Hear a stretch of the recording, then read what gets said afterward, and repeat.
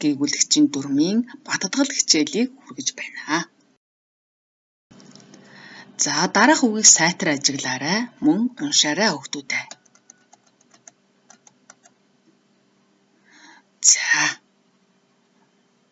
За уншаад дууссан байх гэж бодож байна. Мөн ажиглаарай. Юу вэ нү? Их сайн. Энэ үгнүүд бүгдээрээ га го буюу хоолой гээгээр төгссөн үгнүүд байна. За тэгвэл дараах үгийг ажиглаарай хүүхдүүдээ. Зүйтэй багшаасаа төрүүлээд олцсон байхаа гэж бодож байна. Энэ үгнүүд бүгдээрээ хэлний үзүүрийн энийн наа нэ но нөөгөр төгссөн үгнүүд байна. За тэгвэл одоо энэ хоёр багны үгнүүдэд дараалсан 3 гээгүүлэгч байгаа. Түүний бүгдээрээ олж дугаарлая. За халбах гэдэг үгийн эхний 1-р гээгүүлэгч нь ил байна. Дараа нь б байна. 2 дахь дараалсан байна. За түүний 3 дахь гээгүүлэгч нь болохоор бидний хоолой гээ байгаа юм байна. За тэгвэл Эрдэнэ гэдэг үгэнд дараалсан 3 гээгүүлэгч байгаа. Мөн түүнийг дугаарлая.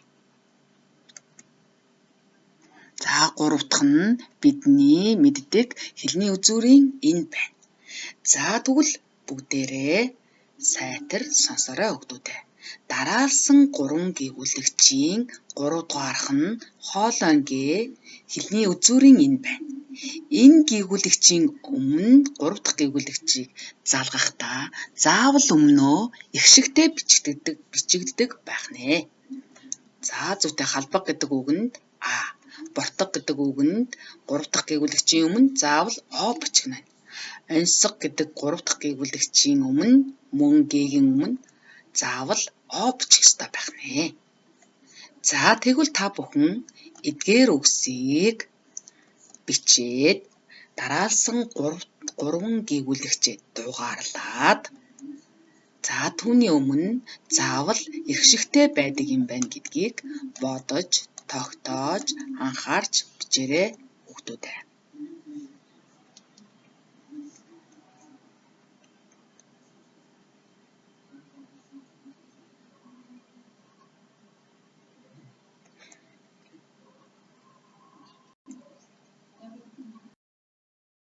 Дүгнэлт гарч иж байна.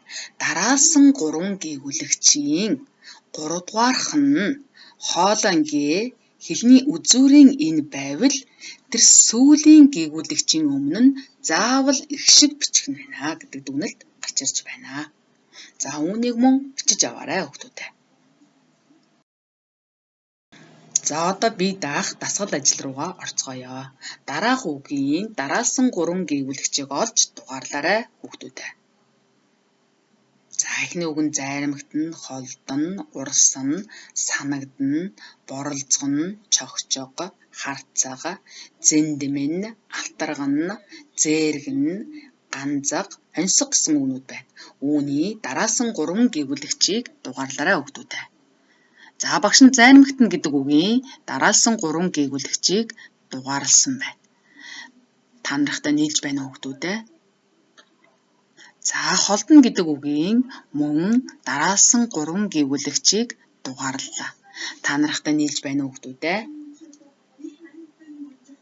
За дугаарлаад дууссан баха хүүхдүүдээ. Дараагийнхаа дараах үгэнд залгуурыг залгаарай. За залгахдаа дараалсан 3 гээгүүлэгчийн дүрмээ бодоорой хүүхдүүдээ.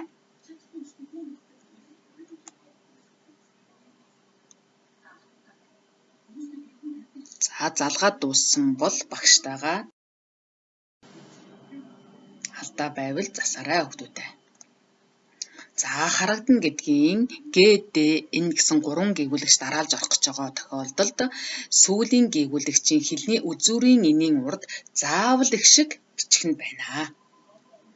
За мөн урсна гэдэг үгийн РС гэсэн 2 дараалсан гээгүүлэгчдэр 3 дахь хэлний үзүүрийн энэ гээгүүлэгчийг залгахын тулд заавал өмнө ихшиг бичих нь байна. За энэ өнөөдөр хүүхдүүдээ. За дараалсан 3 гээгүүлэгчээ бид дугаарлаж сурсан. За мөн дараалсан 3 гээгүүлэгч нь Гуравдугаарх нь хэлний үзүүрийн энэ хоолойн гээгэр төгссөн байвал тэр сүүлийн гэгүүлэгчийн өмнө заавал их шиг бичдэг гэдгийг ойлгож авлаа.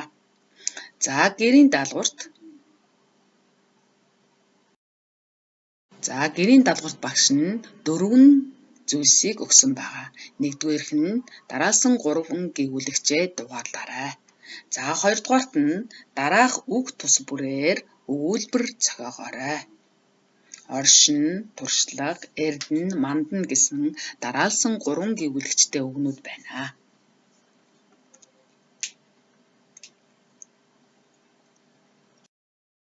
За 3-дугаарт нь дараах үгэнд яа, ёо, е залгуурыг залгаарай. Гэхдээ залгахдаа дурмын сайтар бодоорой охтуудаа. За гэгүүлэгчээр төгссөн эр үгэнд яа, ёог залгахдаа хатуугийн тэмдгээр тусгаарлана. Гэгүүлэгчээр төгссөн эм үгэнд ег залгахдаа зөөлний тэмдгээр тусгаарлана. Харин зөөлрсөн буюу игшгээр төгссөн үгэнд шууд залгадаг гэдгийг анхаараарай охтуудаа. За 4-дүгээрт нь дараах үгийн эсрэг утгатай үгийг бичээрэй. За гэртээ байцгааж дэглэмээ сайтар сахиарай. Анхаарал хандуулсан хүүхдүүддээ баярлалаа.